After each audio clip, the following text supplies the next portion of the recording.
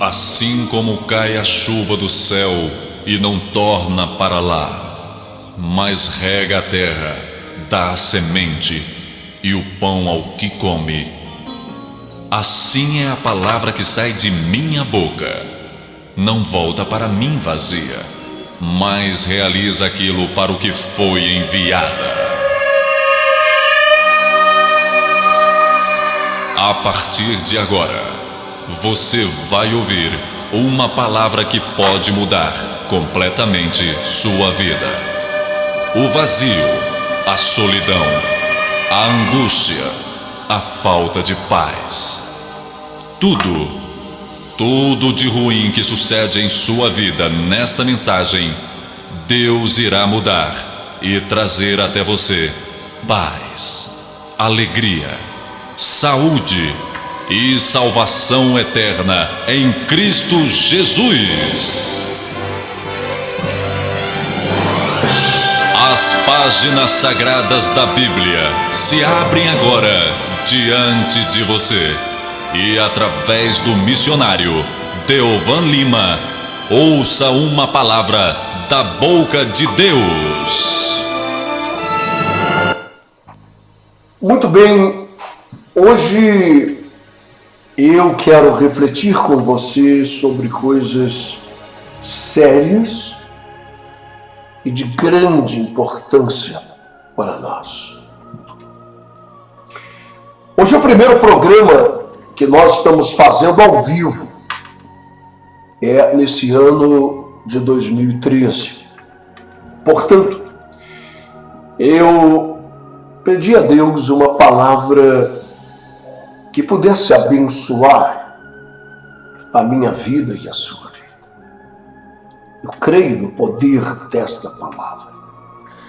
Eu creio que a palavra, quando verdadeiramente ela é autêntica, quando ela procede da boca de Deus, quando ela não é mutilada pelos interesses, pela vaidade, pela ganância, pela soberba de quem quer que seja. Mas quando esta palavra, ela de forma genuína, pura e limpa, alcança nosso coração, então essa palavra ela vem revestida de unção. E esta unção, ela tem o poder de despedaçar todo o jugo, de quebrar as cadeias, de curar as enfermidades, as doenças físicas e espirituais. Há poder nessa palavra. Este é o poder de Deus, diz a Bíblia Sagrada, para salvar a nossa alma. É a força dessa palavra. Por isso, Satanás, ele luta tanto para mutilar a virtude, a essência dessa palavra. E assim, a Bíblia Sagrada diz que milhares de pessoas serão enganadas, ludibriadas. A Bíblia diz que guias cegos vão dirigir outros cegos e ambos irão cair no abismo. É cruel isso. É sério. Mas é mais do que cruel e mais do que sério. É profético. Ou seja, ninguém poderá mudar esse fato. Muitos serão enganados. Ninguém poderá mudar esse fato. Mas eu não quero estar entre eles. E isso é um direito meu. E eu acredito que milhares de pessoas que me ouvem agora também da mesma forma nutrem o mesmo desejo no coração de não fazerem parte dessa profecia dos enganados, dos cegos e das pessoas que serão lançadas fora, que vão ranger os dentes de pavor diante de uma realidade tão cruel e dura e eterna que lhes aguarda pelos séculos dos séculos dos séculos. Eu não quero, e você também não quer. Portanto, a partir do momento em que nós manifestamos a Deus o nosso desejo de ouvirmos a sua voz, de obtermos a direção certa, segura do Espírito de Deus, Ele não nos deixará ser enganados. Ele vai ungir nossos ouvidos, Ele vai ungir nosso coração, para que ele de fato se torne uma terra fértil. E a semente verdadeira, aquela palavra que procede do trono de Deus, ela comece a frutificar dentro de nós. E ao frutificar, ela vai mudar nossa vida. Ao frutificar, ela vai tomando espaço, ela vai tomando conta de nosso caráter, de nossa personalidade, de nossas avaliações das coisas ao nosso redor, da nossa maneira de encarar os fatos, as circunstâncias e as pessoas que estão ao nosso redor. Isso muda tudo, isso faz toda a diferença. Mas sempre foi assim e será até o fim. Duas espécies de pessoas sempre estarão envolvidas em torno de Cristo, em torno de suas promessas, em torno de Deus e em torno de seu poder. Há aquelas que com o coração quebrantado desejam a verdade. Há aquelas que desejam mudar. Aquelas que se colocam nas mãos do Senhor como o vaso está nas mãos do oleiro. Ou seja, elas reconhecem que são apenas barro. Elas encaram o fato e a realidade de que as mãos de Deus têm autoridade para mudar a sua história e mudar a sua vida, e que Deus tem o melhor para nós. E que não seremos nós que vamos ditar as normas, e não seremos nós que vamos dar a direção a Deus acerca de nossa vida. Não, ao contrário, nos colocamos como barro na mão do oleiro. Reconhecemos que Ele tem uma vontade, e essa vontade é soberana. E a outra espécie de pessoa são aquelas que também creem em Deus, mas elas creem de uma forma pessoal, particular. Ou seja, elas têm os seus próprios projetos, seus próprios planos.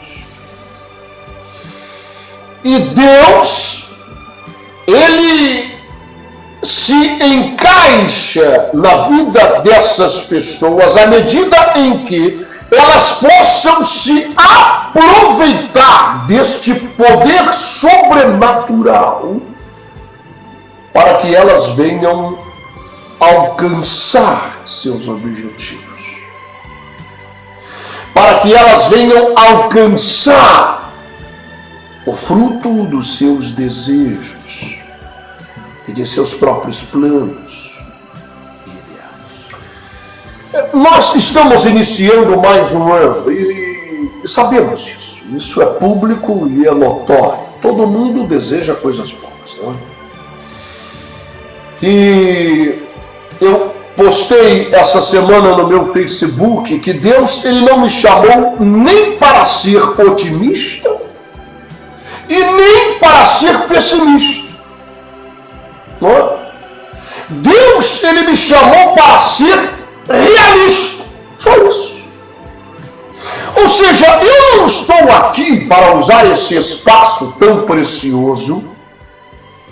Eu não estou aqui para dedicar a minha vida que tem valor. Eu não estou aqui para que você venha perder o seu tempo e todos juntos estejamos envoltos a uma mentira. Meu Deus do céu, eu tenho mais o que fazer do que perder a minha vida numa mentira. Em palavras rebuscadas de otimismo. Não é verdade? Porque é isso que as pessoas querem ouvir, palavras de otimismo. Não é isso? É verdade ou não? Aí você pode dizer, bem, missionário, mas o senhor então vai nos trazer uma palavra de quê? De pessimismo, que as coisas vão dar errado e que elas vão piorar. Eu não aguento mais, eu já tenho muito problema. Eu preciso de palavras que me coloquem para cima. Não, você precisa de palavras que venham salvar a tua alma, que venham te preparar para a realidade das coisas que estão por vir. É isso que você precisa. Porque os fatos são os fatos e se desenrolarão. As profecias são verdadeiras e se desenrolarão, quer você queira ou não. Se você quiser botar um capuz na sua cabeça, ou fazer como uma avestruz e cavar um buraco e enfiar a sua cabeça na terra para tentar se esconder da realidade, você pode fazer, mas é pior para você. Sabe, a Bíblia Sagrada afirma que o falso profeta, ele tem uma característica para identificá-lo. E ele é aquele indivíduo, é aquela mulher, é aquela pessoa que sara a ferida do povo de maneira superficial. Essa é a expressão usada na Bíblia Sagrada para qualificar um falso profeta. Ou seja, ele sara a ferida das pessoas de uma forma apenas externa, superficial. Aquilo não é tratado. É como se uma pessoa tivesse uma grande ferida em seu braço, está aberto, está exposto, não é? E aquilo vai inflamar, vai infeccionar. Mas esse falso profeta, ele fecha isso e coloca um band-aid por fora e diz, está tudo bem, nenhum mal virá sobre vós, nada vai acontecer, as coisas vão melhorar cada vez mais, a cada dia que passa, as coisas, elas vão dar mais certo e vão melhorar em nosso país, em nossas finanças e em todos os aspectos da sociedade. Nós vamos orar, como a Bíblia diz, pelos chefes de Estado, pela nação, pelo país, e tudo vai melhorar. Sabe, é bom ouvir essas coisas, mas é melhor ainda ouvir a verdade. Porque Jesus, certa vez, ele disse assim, conhecereis a verdade vos libertará. Implícito está na frase de Jesus que a mentira escraviza. Que a falta da verdade, a ausência da verdade algema as pessoas, aprisiona. Elas se tornam escravas de uma situação, de um raciocínio, de uma circunstância qualquer que trará terríveis danos em sua vida. A escravidão não é boa. As correntes não são coisas boas. E Jesus disse que conhecendo a verdade, nós teremos os grilhões quebrados, as algemas partidas, as prisões, as celas abertas diante de nós. Verdadeiramente seremos libertos ao conhecermos a verdade.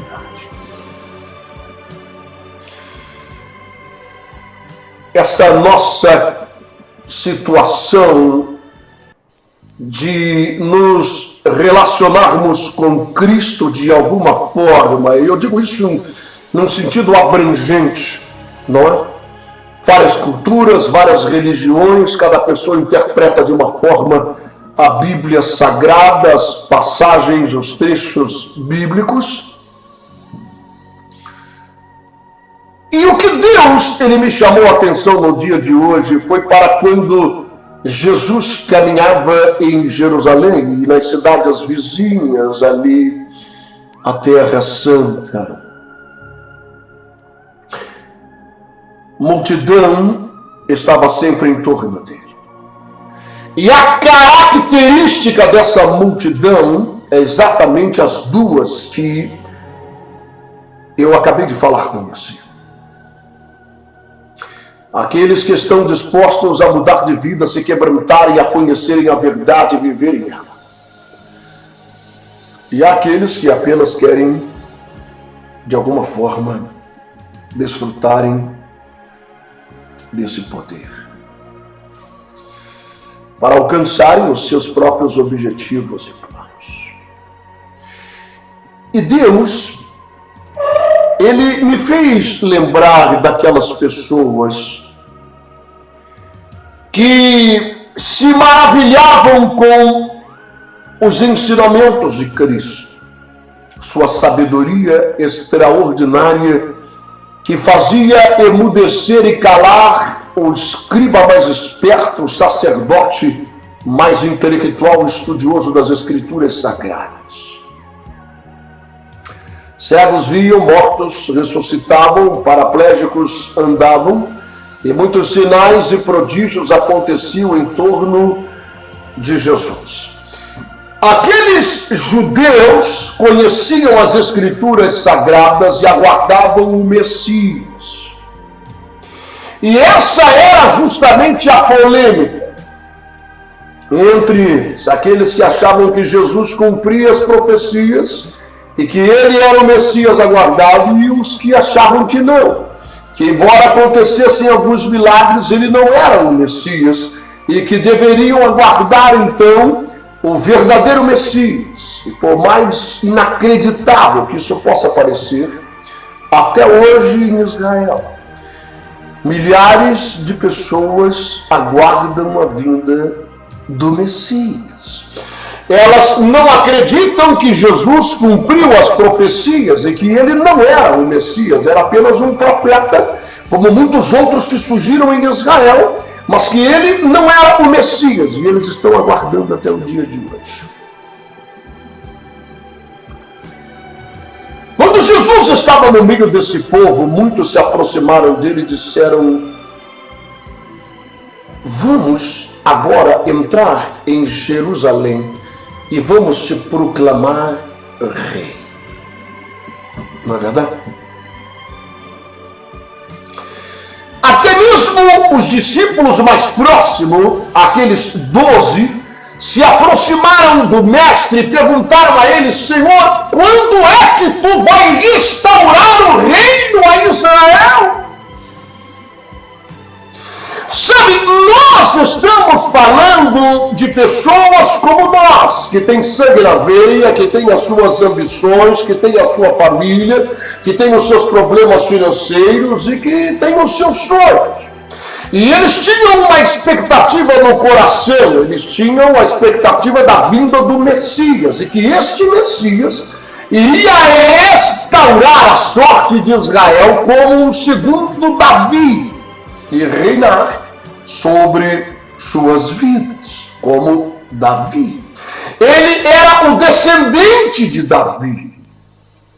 E o povo de Israel vivia nesse momento em um cativeiro de humilhação. Eles estavam sendo dominados por César. Jerusalém tinha um governante romano. E os centuriões e os soldados romanos andavam pelas ruas da cidade armados. E eles tinham que pagar impostos, fruto do trabalho deles, para César. E eram governados por Pôncio Pilatos. Isso era uma vergonha, mais do que vergonha. Isso era uma afronta muito grande. E eles queriam esse Messias para conduzi-los a uma vitória sobre essa humilhação, esse flagelo, essa situação ruim. Ou seja, eles tinham os seus projetos, eles tinham os seus planos, a sua própria visão de Messias, a sua visão do cumprimento daquelas profecias. E você deve se lembrar muito bem. Isso se tornou muito evidente na cruz. Quando Jesus estava pendurado na cruz, morrendo, haviam dois homens pendurados, um à sua direita e outro à sua esquerda. Sabe, não há nada aqui que possa ser atribuído ao acaso ou à coincidência. Todas as coisas estão nas rédeas das mãos de Deus e sobre o seu governo. E nós precisamos entender o que há de revelação aqui nesse momento que é tão importante, que é a verdadeira espinha dorsal de toda a Escritura Sagrada, a crucificação. E exatamente nesta hora surgem dois anônimos, dois pecadores, dois ladrões, pendurados um à direita e outro à esquerda. E os dois olham para a cruz que estava no centro, onde o Filho de Deus estava morrendo, derramando o seu sangue ali naquele lugar. E um deles diz: se tu és o Filho de Deus, eu estou disposto a crer. Mas se tu és mesmo o Filho de Deus, desce dessa cruz e me livra dessa. Ou seja, este ladrão, ele demonstra claramente a característica destas pessoas que se relacionam com Deus e que se relacionam com Cristo desta maneira. Estão dispostas a crer, estão dispostas a manifestar uma fé, estão dispostas até a fazer alguma espécie de sacrifício, desde que com isso elas venham ter um benefício agora, segundo o desejo delas, segundo a visão delas, o que é um benefício. Me livra da cruz, me tira dessa, e eu vou crer em ti, eu vou te seguir, e eu serei um dos teus apóstolos, mas eu quero um sinal, e eu quero que tu me livra dessa agora. O outro olha para esse ladrão e diz: você não tem ideia do que você está falando? Será que você não percebe isso? Será que você não é capaz de entender? Mesmo na hora da morte, tua vida está acabando. Nós estamos pendurados aqui nessa cruz pelos nossos atos. Somos ladrões, somos vagabundos, errantes, somos pessoas pecadoras. Esse homem nada fez. Será que você nunca ouviu suas mensagens? Será que você nunca ouviu notícia daquilo que ele fez, das coisas que aconteceram ao redor dele? E ele olha para o mestre e diz: eu sei que tu não vai descer. Eu sei que esta é a obra que o Senhor veio fazer. Lembra de mim quando entrares no teu reino. Veja as duas maneiras opostas, completamente diferentes de encarar o mesmo sacrifício. Sabe, é exatamente isso. Aquelas pessoas queriam fazer Jesus rei e proclamá-lo rei. Você talvez não saiba, mas este foi o grande problema de Judas Iscariotes. Ele não vendeu Jesus por 30 moedas de prata. Tanto que ele jogou esse dinheiro fora. Quando ele percebeu que tudo aquilo que ele havia arquitetado nada mais foi do que uma obra de engano de Satanás, o diabo o seduziu e o envolveu numa tramóia, e ele foi capaz de trazer Jesus para aqueles sacerdotes. Mas a intenção de Judas, é claro, ele era um homem ambicioso, e 30 moedas a mais não faz mal para ninguém, e ele pegou aquela grana. Mas o interesse dele era muito maior, a ambição dele era maior. Ele cria em Jesus e cria que Jesus de fato era o Messias. Mas suas mensagens não eram interessantes para ele. Aquela coisa de dar a outra face, de orar pelos seus inimigos e adversários. E aquela coisa de dizer: o meu reino não é aqui, solta o meu braço, Vocês não estão entendendo a mensagem que eu estou pregando. O meu reino não é neste lugar. Mas Judas tinha outros interesses. E ele não compreendia o que Jesus estava querendo dizer. E ele disse, mas a profecia diz que o Messias vai restaurar o reino para Israel. E nós estamos vivendo debaixo do cutelo de César. Eu não posso admitir isso. Nós vamos levá-lo, eu vou levá-lo aos sacerdotes e lá, pressionado por aqueles homens religiosos, com certeza ele manifestará sua glória, e mais de 12 legiões de anjos virão em torno dele, e ele se proclamará rei de Israel, e sem dúvida alguma os sacerdotes terão que se sujeitar a isso e compreender que ele é o filho de Davi, e vão proclamar o rei, e vai sobrar para mim pelo menos um cargo qualquer aqui em Israel, pelo menos de deputado, quem sabe de senador, arruma uma vaga. Ou seja, ele tinha os seus projetos, ele tinha os seus planos, ele tinha as suas ambições. Sim, ele cria em Deus, sim, ele cria em Jesus, mas a Bíblia Sagrada diz que até os demônios creem e estremecem. Isso não é suficiente para mim, para você, ou para Judas, ou para quem quer que seja.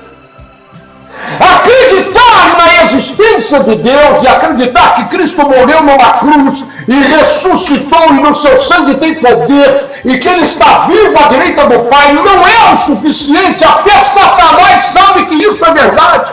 Até o diabo crê que isso é verdade. Ele sabe disso.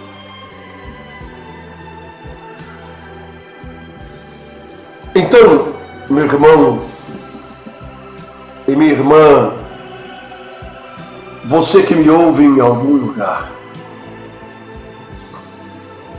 pare para pensar, Pai. No nome de Jesus. As pessoas estão em sua grande maioria, eu quero que você raciocine, pense comigo agora,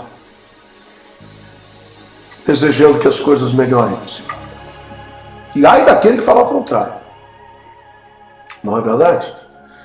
As coisas vão melhorar.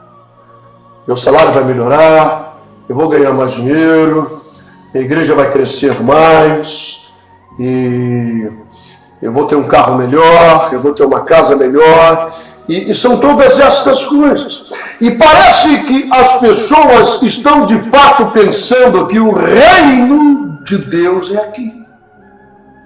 Parece que aquele pensamento antigo lá em torno do mestre em Jerusalém e naquelas currutelas ao redor da cidade santa por onde ele andava, naquela multidão que estava ao redor de Cristo, até mesmo de alguns dos seus apóstolos, o pensamento de fazer o rei e o pensamento de que o reino dele é aqui que nós queremos o benefício, é aqui que nós queremos a bênção, é aqui que nós queremos o milagre. Somos incapazes de fazer como aquele ladrão da cruz e dizer: Senhor, eu estou entendendo agora que o teu reino não é aqui de verdade, lembra de mim quando entrares lá, quando entrares no teu reino.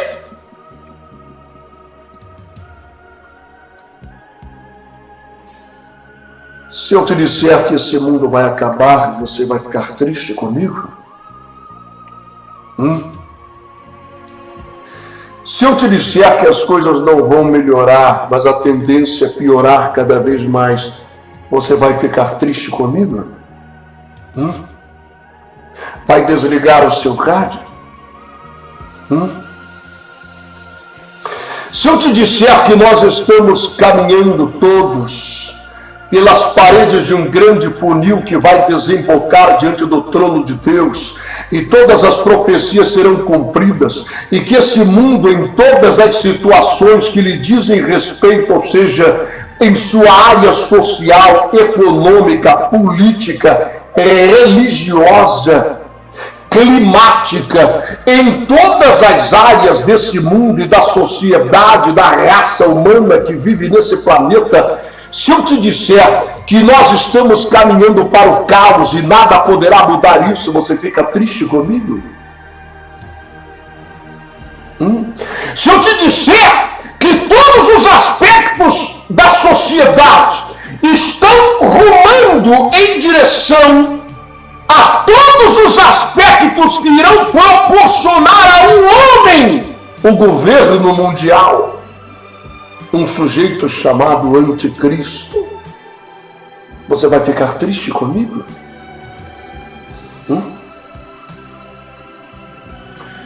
Não fique triste. Eu tenho uma notícia para você: o reino de Cristo não é aqui. É verdade. Por mais que você deseje que as coisas se encaixem, que elas sejam melhores economicamente, politicamente, socialmente, que o clima melhore, que o sol não seja tão quente, que tudo isso que os cientistas estão falando seja mentira, e que na verdade as coisas venham a melhorar, sabe, isso não adianta. Não adianta você pegar um pé de coelho, não adianta você botar uma ferradura casa a porta, não adianta você torcer para as coisas darem certo, cruzar os dedos. Encare os fatos, encare a realidade das coisas. Passo a passo, ano após ano, nós estamos vivendo o cumprimento das profecias. Cientistas, homens que não professam nenhuma espécie de fé, são unânimes em afirmar, de acordo com suas pesquisas, cada um em sua área, na astronomia, os que estudam os abalos sísmicos, a crosta terrestre, todos eles são unânimes em dizer: nós temos dia marcado. A raça humana está prestes a ser extinta. Procure pesquisar, veja na internet as pessoas milionárias que estão envoltas em construções daquilo que eles apelidaram de Arca de Noé, que são espécies de navio e submarino, hotéis flutuantes capazes de suportar uma quantidade de pessoas e sobreviver nas piores catástrofes. Eles estão se preparando para esses fatos.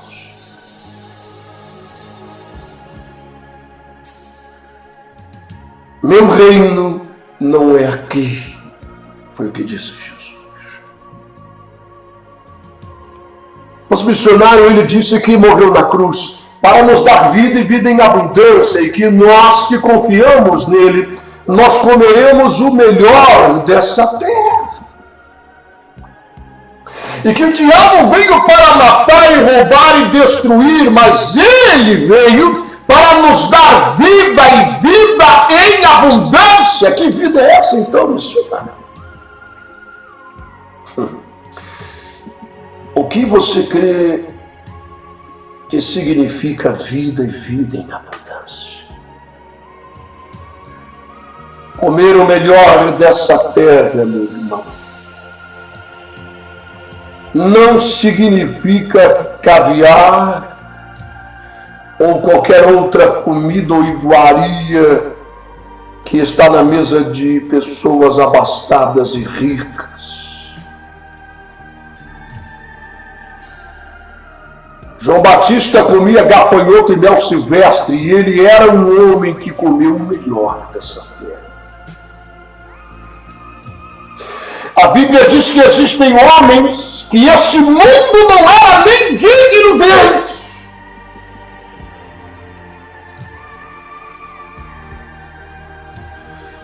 Desfrutar e comer o que há de melhor dessa terra